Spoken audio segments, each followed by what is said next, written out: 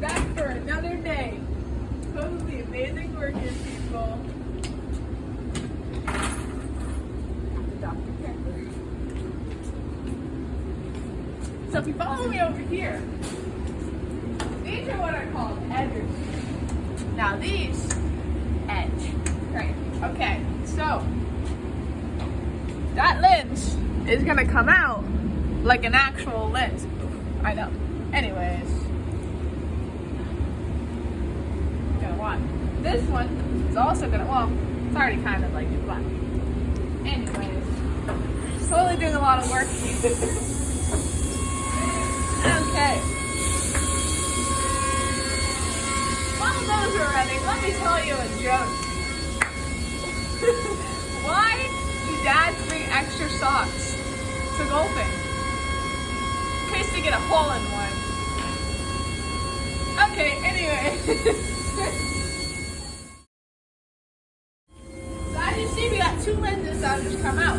So, we just take it out, just like yay. Then we're gonna come up here. Now this thing, okay. Looks like it would hurt, right? What?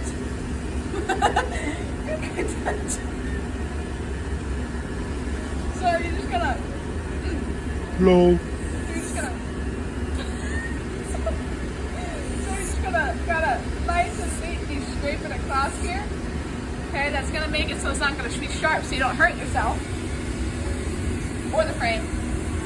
And you're just gonna bada bing boom. Hopefully I can do this. It'll be embarrassing, but yeah. And you just bada bing that thing right in there. I don't know how I just did that. Okay. And then you're gonna come over here, put the next one in. Bada boom. Bing. What time are we at? Alrighty, now for the actual math part. So, stock lenses and generated lenses are both in manufacturers but tend to have different powers. The powers of stock lenses follow a normal distribution with a mean 3.4 and a standard deviation of 1.5. The powers of the generated lenses follow a normal distribution with a mean of 4.18 and a standard deviation of 2.25. Assume that the stock and generated lenses are independent. So, A is describe the distribution difference of stock and generated lenses. So, first, what you need to do is basically, okay, what that problem means is you need to find that. And how we do that is we have these two formulas here. This one is to find the mean. So we're going to take the mean of the stock lenses, because that's the one that I was asking for, which is 3.4, and then minus the mean of the other ones, which is 4.18, and that's going to give you a negative 0.78. That's your mean that goes in there. For the standard deviations, you're going to take the standard deviation and square it of the stock lenses again. So 1.5 squared plus 2.25 squared, that gives you 7.31, and then you're going to put that square rooted, and that is your standard deviation. Now, B, find the probability that a random stock lens has a higher power than a random generated lens. That is adding off of A. So it's saying we want to find the probability that a random stock lens has a higher power than a generated lens. So, here we found the normal distribution for the difference between them, and we found the difference between stock and generated lenses. So we're all good to go. So this, we're going to take that, and we're going to do a very basic z-score problem. So after you find normal distribution, you have to find the curve. So you put 78, the mean, in the middle, and then you put 0, and you want to find.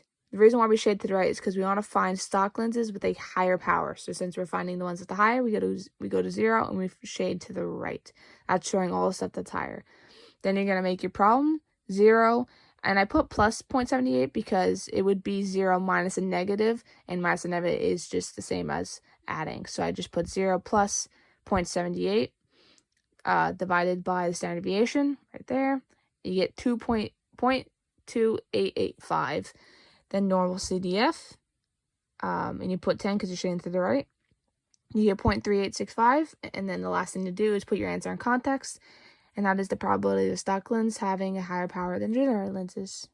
Bada bing boom pow. All right.